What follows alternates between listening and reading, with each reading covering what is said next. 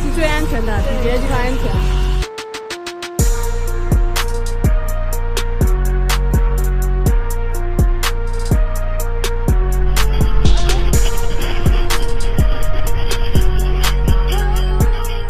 열도 전체를 뒤흔들었던 아오모리 지진이 발생한 지 일주일이 지났는데도 일본인들은 여전히 공포와 불안에서 벗어나지 못하고 있습니다. 일본 역사상 처음으로 발령됐다는 후발 지진 주의보가 아직도 해제되지 않았기 때문인데요. 이 주의보가 말하고 있는 것은 간단합니다. 일본의 씻을 수 없는 악몽으로 남은 동일본 대지진급 초대형 지진이 또 다시 일본을 강타할 수 있다는 것이죠.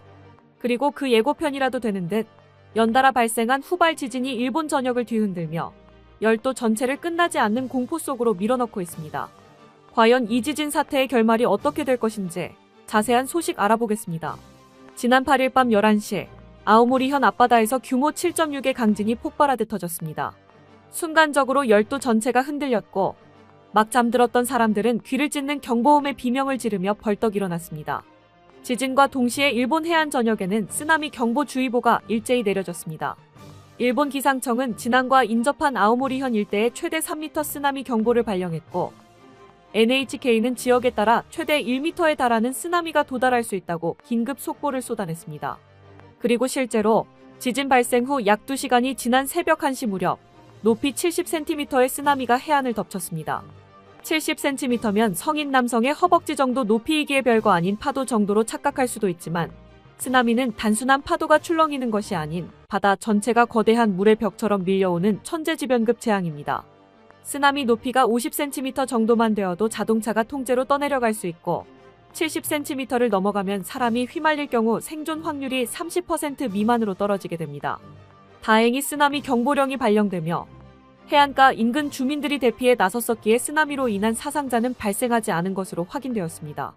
그러나 문제는 이번 지진이 한 번으로 끝이 아니었다는 것입니다. 규모 6 안팎의 강한 여진이 밤새 이어졌고 도시는 순식간에 아수라장이 되어버렸습니다.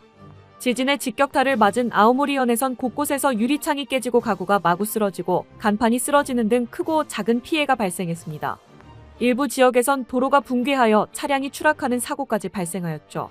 더 큰 문제는 지진이 남긴 상은 위로 여진이 계속해서 덧칠되며 피해가 누적되며 상처가 벌어지고 있다는 것입니다. 아오모리현의 한 빌딩 옥상에 지어진 30m 높이의 철탑이 강진으로 손상돼 붕괴할 위험이 있다고 판단되어 인근 주민들이 급히 대피하는 소동이 벌어졌습니다. 드론으로 철탑 상태를 조사한 결과 철탑을 지지하는 기둥 4개 중 1개는 금이가 절단되다시피 했고 볼트 여러 개가 떨어져 나가 언제 무너질지 모르는 상태라는 사실이 확인되었습니다. 일본 당국은 곧바로 인근 주민 48세대에 대피 지시를 내렸고 동시에 인근 국도 1km 구간의 통행을 중단했습니다. 당장 보강 및 복구 작업을 실시해야 하지만 언제 여진이 닥칠지 모르는 상황이기에 완전히 끝날 때까지 버티기에 들어간 것인데요. 이처럼 피해 지역이 광범위함에도 여진이 언제 다시 발생할지 모른다는 우려 때문에 피해 복구 작업이 진행되지 못하고 있는 상황입니다. 그리고 아니나 다를까 기어코 우려하던 후발 지진이 발생하고 말았습니다. 지진이 발생한 지 3일 뒤인 지난 12일 금요일 오전 11시 44분경 같은 해역에서 규모 6.9에 달하는 강한 지진이 또 한 번 발생했습니다.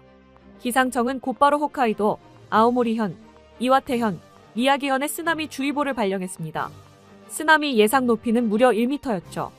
게다가 이번 지진도 한 번으로 그치지 않았습니다.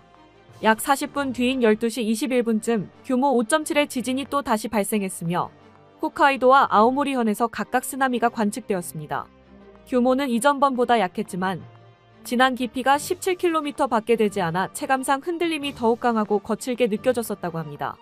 그런데 이 지진 이후에도 일본 정부는 후발 지진 주의령을 해제하지 않고 유지하고 있어 주민들의 불안감이 더욱 커지고 있습니다.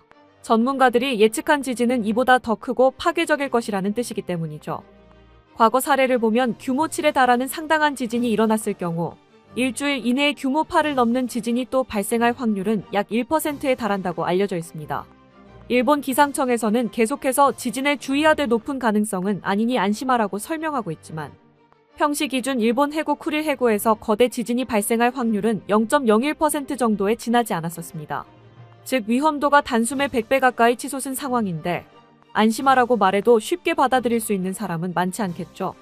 게다가 이번 지진 패턴이 2011년 동일본 대지진 직전과 닮았다는 이야기가 퍼지면서 일본 사회 전체에 전례 없는 긴장 상태에 들었습니다. 여기에 지진학자의 충격적인 예언이 덧붙여졌습니다. 이번에 발생한 규모 6.7 지진을 두고 일본의 한 지진 연구자가 꽤 충격적인 진단을 내놓았는데요. 겉으로 보기엔 큰 지진이 연달아 터지면서 에너지가 어느 정도 빠져나간 것처럼 보이지만 정작 이와테현 앞바다의 핵심 아스페리티가 아직도 그대로 남아있다는 겁니다. 쉽게 말해 주변은 먼저 흔들리며 힘이 빠졌는데 가장 위험한 중심부만 끝내 움직이지 않았다는 뜻이죠. 더 큰 문제는 최근 이 아스페리티의 북서쪽과 남동쪽에서 잦은 지진들이 발생하면서 응력이 빠져나간 일종의 빈 구역이 만들어지고 있다는 점입니다. 주변이 먼저 비워지고 약해질수록 남아있는 중심부의 힘이 더 몰리게 된다는 것이죠. 결국 이번 지진은 완전히 끝난 게 아니라 가장 큰 폭탄을 남겨두고 있다는 것인데요. 여기에 과거 기록은 더욱 암울한 전망을 보여주고 있습니다. 해당 해역에서는 규모 7 이상의 큰 지진이 20-30년 주기로 발생해 왔었습니다. 그리고 현재 마지막 지진인 1994년 살리쿠 먼바다 지진으로부터 31년이 지난 상황입니다. 즉 당장 내일 대지진이 터져도 이상하지 않은 상황이라는 것이죠. 게다가 이번 지진 패턴이 2011년 동일본 대지진 직전과 닮았다는 이야기가 퍼지면서 일본 사회 전체가 전례 없는 긴장 상태에 들어갔습니다. 2011년 동일본 대지진 당시에도 먼저 규모 7에 달하는 강진이 발생했었고 이후 규모 9의 본진이 터지면서 파괴적인 피해가 발생했었습니다. 이번에도 그때와 비슷한 해역에서 강진과 여진이 반복되고 있다는 점, 그리고 살리쿠 해역 단층대와 겹친다는 분석이 나오면서 일본 전역은 다시 한번 불길한 그림자에 덮였습니다. 동일본 대지진은 14년이 지난 지금까지도 일본 사회 전체의 트라우마로 남아 있습니다. 그날의 악몽을 잊지 못한 이들은 아직도 신발과 비상가방을 침대 옆에 두고 언제든 뛰쳐나갈 수 있는 옷차림으로 잠을 청하고 있을 정도입니다. 그런데 공포가 극에 달한 탓인지 SNS를 통해 황당한 유언비어가 퍼져나가고 있다고 합니다. 바로 이번 지진이 중국이 일으킨 인공지진이라는 것입니다. 현재 일본 SNS를 통해 이번 지진의 배후에 중국이 있다는 황당한 주장이 퍼져나가고 있습니다. 상식적으로 중국이 인공적으로 지진을 일으킬 수 있는 수준의 기술력이 있었으면 이미 미국을 제치고 세계 최강대국이 됐었겠죠. 사실 일본의 이런 남탓은 이번이 처음이 아니었습니다. 1923년 관동 대지진이 발생했을 때도 조선인이 우물에 독을 풀었다는 유언비어가 퍼지며 참혹한 학살로 이어졌었습니다. 재난의 원인을 누군가에게 뒤집어 씌워 사회적 불안과 불만을 해소하려는 것이 일본 사회의 특징인 것 같은데요. 그리고 지금 일본은 이런 헛소문이나 믿고 있을 때가 아닙니다. 이번 지진으로 인해 일본이 눈 돌리고 있던 리스크가 드러나기 시작했기 때문이죠. 이번 강진으로 인해 일본 아오모리현에 위치한 핵연료 재처리 공장에서 오염수가 넘치는 사고가 발생했었다는 사실이 원자력 규제위원회에 의해 뒤늦게 발표되었습니다. 현지 언론의 발표에 따르면 지진으로 인해 사용 후 핵연료 냉각수조에서 약 450L에 달하는 방사능 오염수가 넘쳤다고 하는데요. 당국에서는 오염수가 시설 외부로 유출되는 일은 없었다고 해명했으나 이미 넘쳤다는 사실이 방사능 물질에 대한 제대로 된 관리가 이루어지고 있는 것인지 의심할 수밖에 없게 만들고 있습니다. 게다가 이번 사고가 발생한 시설이 일반적인 핵시설이 아니라는 점 또한 경각심을 키우고 있습니다. 오염수가 넘친 시설은 일본 최대의 핵재처리장이자 일본 핵무장의 핵심이 되는 로카쇼 핵재처리장입니다. 이곳은 연간 800톤의 사용 후 핵연료를 재처리하여 8톤에 달하는 플루토늄을 생산할 수 있는 시설인데요.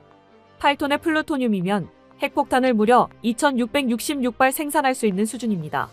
일본에서는 발전소 연료용이라 주장하고 있지만 미국에서도 플루토늄 원자력 발전소는 모두 퇴역 수순을 밟은 상황입니다.